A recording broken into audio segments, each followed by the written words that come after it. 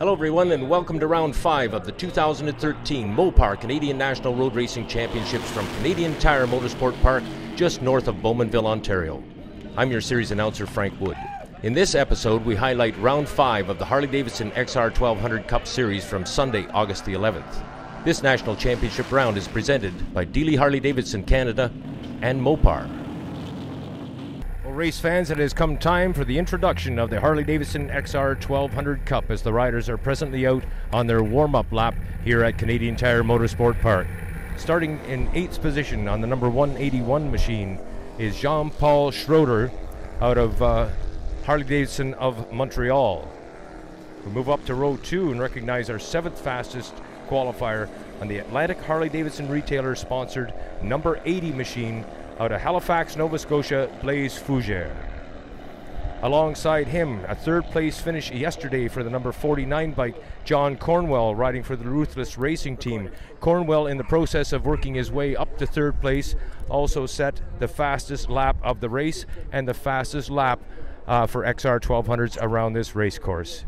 Darren James will start from 5th spot. James running a bit hurt yesterday. He was leading the race when he crashed between turns 1 and 2 and put the XR1200 Ruthless Racing machine up against the wall. James was taken to the hospital, looked at, and he has been given the okay to ride today, albeit riding hurt. On the Freedom Harley-Davidson's and Uruguay's sponsored XR1200 that wears the number 53, starting from 4th position will be Eli DeCache. Alongside him on the number 27 machine, in from Calgary, Alberta, on the Ruthless Racing sponsored XR1200, number 27, John Ross McRae.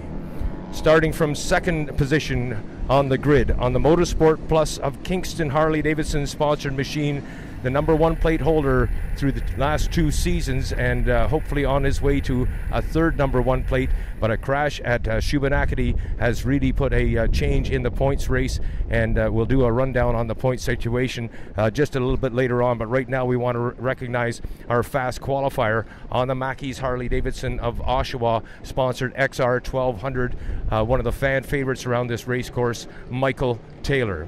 A 14-lap race. They are staged and ready to go under starters' orders. The lights have gone off. The motorcycles launch. They are away, and I'm going to give the nod to Taylor. Michael Taylor is the one that's got the lead into turn 1. Now the big rolling thunder show of the XR1200s, and we've had a pass already. One of the J.R. McRae, I believe it is, running back in 2nd spot and then shut it back into 3rd place as they peel off down into turn 2 now.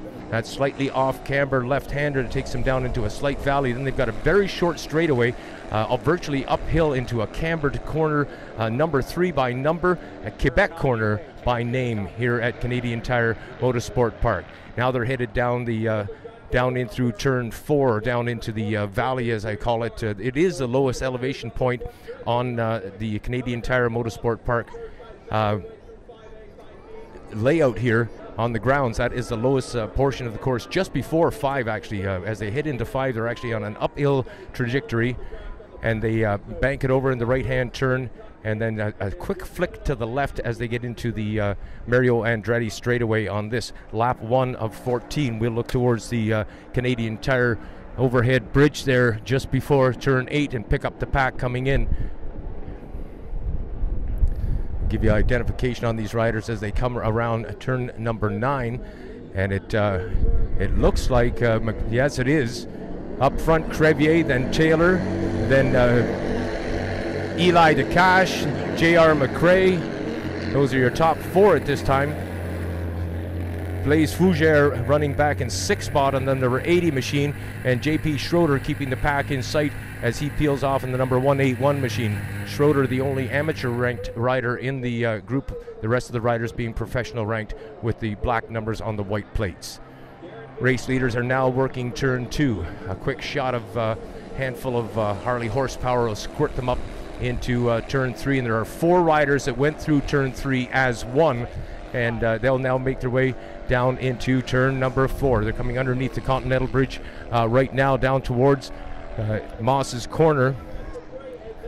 the front pack running very, very close indeed. And of course, these motorcycles running without fairings on the front of them. They're basically a stock XR1200 with a few alterations made by Vance and Hines, a couple of tweaks to the suspension, but underneath it all is the Harley-Davidson 1200cc motor, the same V-twin, of course, that powers the 1200cc Sportster, done in this case in the XR1200 XR livery, very much like the XR750 Harley-Davidson dirt track machines in terms of style. And it looks like one of the Ruthless bikes has taken the race lead now. I believe that to be Darren James. Now, don't take that one to the bank just yet. We'll pick up on them as they peel through 8, 9, and 10. But coming out through the with the race lead is J.R. McRae, if I'm not mistaken. Yes, it is J.R. McRae in front of Michael Taylor, and then Steve Crevier, then the eel Eli DeCache.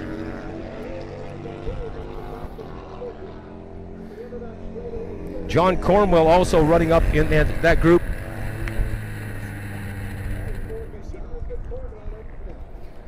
So now your race leaders have gone under the Sport Check bridge, down over the hill and through turn 2, and have now made their way up through turn 3. They run like as though they're on each other's back wheel. 4 riders just immediately close together like a train coming through turn 3. And number 15 now starting to stretch it out a bit. It's Michael Taylor getting a slight lead there, and that's a good move by Taylor as he starts to use that Mackey's Harley-Davidson horsepower that they've given him for this particular race. Taylor has been criticized by a number of riders, including Steve Crevier, for having too much horsepower, but of course it is a spec class. There's no way in the world they've got more horsepower. The fact of the matter is that wily veteran Michael Taylor is pulling some files out of the pulling some information out of the files rather that he has compiled over the years and years of racing that he's been at it here in Canada and indeed around the world. A lot of talent there on Taylor. And McRae now had been shunted back into 3rd spot behind Crevier, now moves into 2nd spot as they enter turn number 8. J.R. McRae on the Ruthless Racing number 27 machine.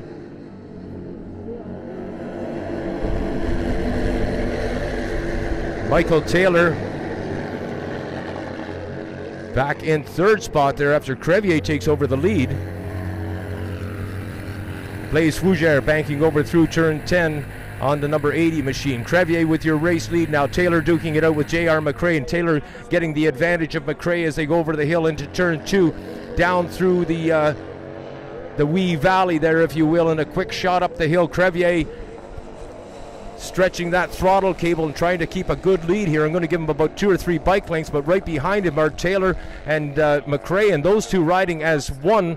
Very, very close indeed. And John Cornwell sitting back there watching all the action. Now, this was the game plan that Cornwell used yesterday, remember. He ran back in 5th spot, not challenging for the lead at all until late in the race. He admitted that he didn't want to mix things up. He didn't want to take anybody's prize money away or indeed influence the point standings at all, but he did. And he did it in big fashion, finishing in 3rd spot, setting a lap record in the process. And remember, this is a man who has not straddled a road race motorcycle in anger in Canada for well over 25 years. So it was an outstanding performance by a man they call the Corn Dog. Right now we look to the Canadian Tire Bridge for our race leaders, and here they come. A group of 5 riders stacked up like dinner plates at Grandma's house, coming through turn 8 now.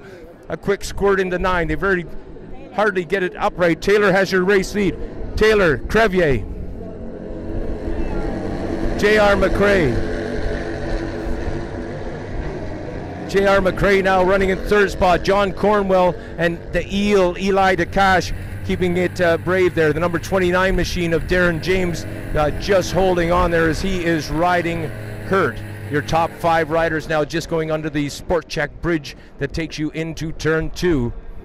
And James now just going underneath that bridge as well. He is well back from that lead group, and the only way James is going to see podium on this day is if something untoward was to happen to any of the riders who are running up front. But right now we've got 5 riders duking it out, and they include Steve Crevier, Michael Taylor, Eli DeCache, John Cornwell, and John Ross McRae. Those are the players in this game thus far. Right now the racers are down in towards Moss's Corner, making their turn through 5A and B and muscling that big heavy Harley-Davidson around the race course. Of course, they're using the Pirelli DOT tires. These are exactly the same tires you can buy for your street motorcycle, and you can see how well these things grip. The traction that the Harleys are putting on the racetrack is just unbelievable. There's a lot of weight there that they're pushing, and of course a big broad power band that puts the power down to the ground. A belt drive used on these motorcycles in their stock form.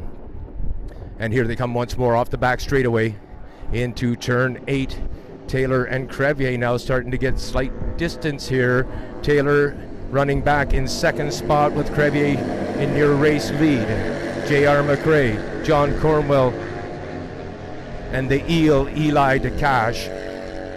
Out of turn 10 comes Darren James on the 29 Ruthless machine, as your race leaders have now completed turn 1, and there is a threatening move there by Taylor, moving up on Crevier. So this may become a two-horse race very quickly. Crevier and Taylor battling it out as they have done over the decades here at Canadian Tire Motorsport Park, running in Superbike, Sport Bike, and now truly entertaining in this XR1200 Cup as presented here in Canada by Dealey Harley-Davidson. Crevier and Taylor are starting to get some serious distance here.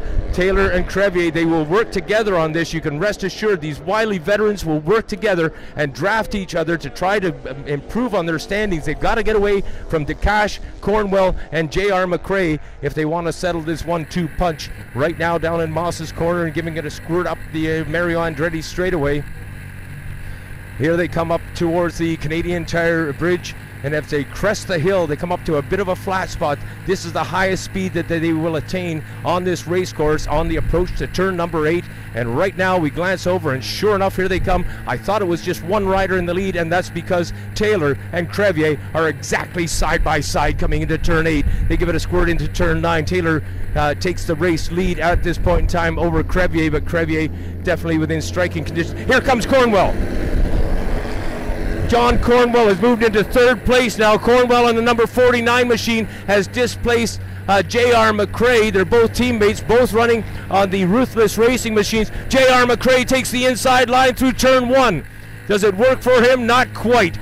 McRae choosing the inside line on that one, but Cornwell's a little bit too wily for that one. He shuts the door on him before they even get up near the Sport Check overhead bridge there. A great battle going on now between the young boy, the fast boy from the foothills out of Calgary, Alberta, on the Blackfoot cycle, and Ruthless Racing sponsored XR1200. Actually, I think it's just Ruthless Racing. Darren James putting the Ruthless Racing team together, and there's a story there that I'll share with the fans as well. You see, Darren James's parents are named Don James. He's a member of the Motorcycle Hall of Fame, and Ruth James. Now, Don James was quite in favor of Darren going racing, but Ruth was not. So when they formed the race team, it was without Ruth's approval.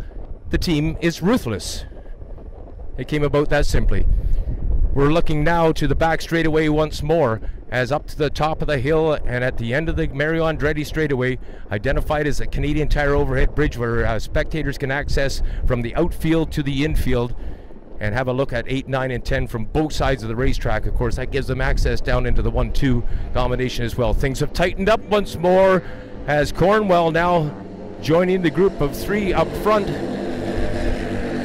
J.R. McRae not too far off the pace, but Eli the eel has fallen slightly off the pace and perhaps as much as 5 or 6 bike lengths back. We're at the halfway mark now, getting the halfway flags on the front straightaway by senior referee here for the Csbk Mopar Superbike Series.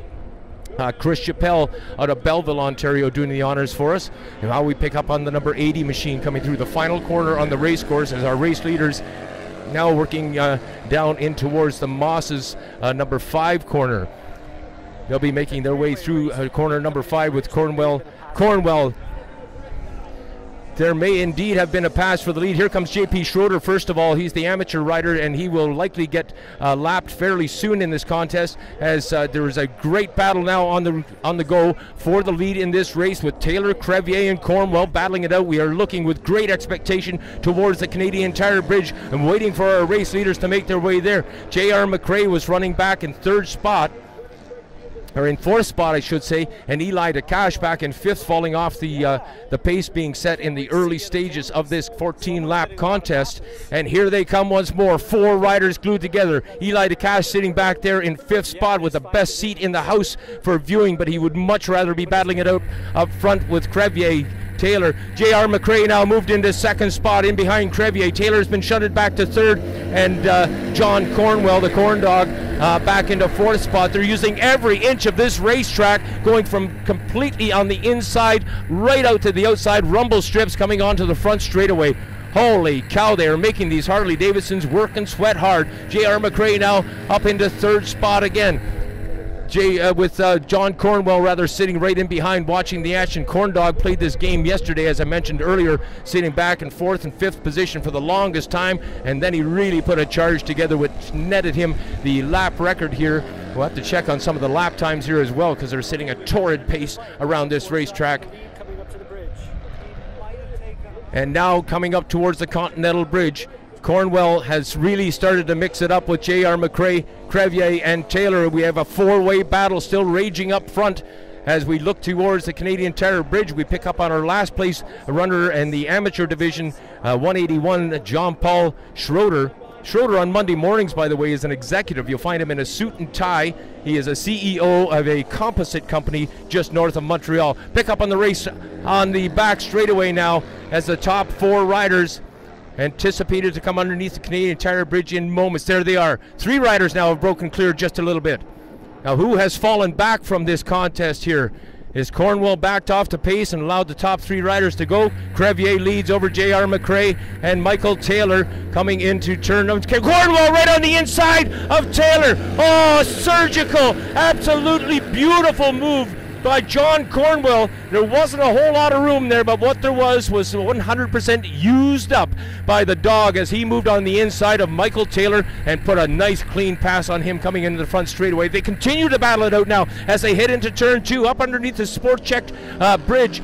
Taylor and Cornwell absolutely elbow to elbow heading into turn number two. That daunting dive in the off-camber corner. Can they keep it on the asphalt down there is another thing. They've got a lot of runoff area they can use to their advantage should they need it. Nonetheless, in through Quebec corner and through turn three as we know it. Now making the way under the bridge, and four riders continuing to battle as they head down towards Moss's corner once more. A number of trees have been taken out of that area of the race course, and the viewing lines are just superb down there for spectators nowadays. The viewing area on the outside of Moss's corner greatly improved. It is definitely one of the more pleasing places around this race course to watch it from. My favorite spot on this race course, in all honesty. And there's a lot of fans that gather down there on a yearly basis to watch the action when the Mopar Canadian Superbike Championship Series comes to town and the XR750s start to rumble down the valley. Race leaders coming in through turn 8. They are side by side coming into 8. They stack it up into 9. We'll pick up on our race leaders right now. It's J.R. McRae has taken the race lead. It's J.R. McRae in the race lead. Crevier to the inside. No room at all. Door has been slammed as Corn Dog just about runs into Crevier. Now he reaches over. Corn Dog reaches over and pushes Crevier on the shoulder to take the line away from him. Physical contact. Holy cow, Cornwell was not putting up with any closeness from Crevier, not taking any chances. He reached out and pushed Crevier away from him as they entered turn number 1. Corn Dog is on display this time around. That's an old dirt track trick, by the way. Now we look up into turn 3 as our race leaders head up into Quebec corner once more. From this distance, it's very, very difficult to make out our race leaders, but we know that Crevier, Corn Dog, and Taylor are the ones that have been battling it out, and J.R. McRae is not going to let go of this battle, not by a long shot. This kid really likes to finish on podiums, and he has been devoid of a race win in both the Hindle Exhaust Pro Sport Bike class and also in the Dealey Harley-Davidson sponsored XR1200 class. Hungriest man on the racetrack has got to be J.R. McRae, the young fast boy from the foothills out of Calgary, Alberta. Right now he's riding the wheels off that Ruthless Racing XR1200 Harley-Davidson V twin. Looking now towards the Canadian Tire Bridge to pick up our race leaders coming over the hill. They crest the hill, and they should be up on Schroeder very shortly here. Schroeder, yes, they are indeed coming into 8. They're up on the lapped rider. Correct me if I err. I believe Schroeder, if he has not been passed on the back straightaway, he's right in the midst of it right there. No, they caught him early. We're okay on that one. J.R. McRae leads. Crevier in second. Corn Dog is in, or Taylor rather, in third. Oh, big moment for Corn Dog. He's down. He's down. John Cornwell crashes on the front straightaway. Oh my God, the Harley-Davidson XR1200 is sliding hundreds of yards down the straightaway. Cornwell is sitting, And we have gone to a red flag on this one. Holy, jumped up. Andrew, our cameraman here up in the tower, no doubt catching all the action for Csbk TV, but one of the most exciting and most dramatic, incredible race here. Most unfortunately, this has brought an end to the Dealey Harley-Davidson sponsored XR1200 round number 5, and the medical folks now are rolling on to track. We're wishing all the best for Cornwell. And we're just waiting for an official call on this, because after the incident with Cornwell, in all honesty, we completely lost interest in the race leaders, and I honestly don't know who won. McRae gets the win. That's what I'm hearing. What were we talking about? John Ross McRae is the hungriest racer rather on the track. He had yet to win one, and albeit it is with an asterisk beside it, because the race ends with a red flag with John Cornwell's crash, but nonetheless, the fast boy from the foothills from Calgary, Alberta, what I'm hearing is Ruthless Racing's John Ross McRae has captured his first national championship win in this, the Dealey Harley-Davidson sponsored XR1200 National Championship Final. We're going to vacate the tower right now and head down to the podium and celebrate with our top 3, and we'll also give you an update on John Cornwell just as soon as we know.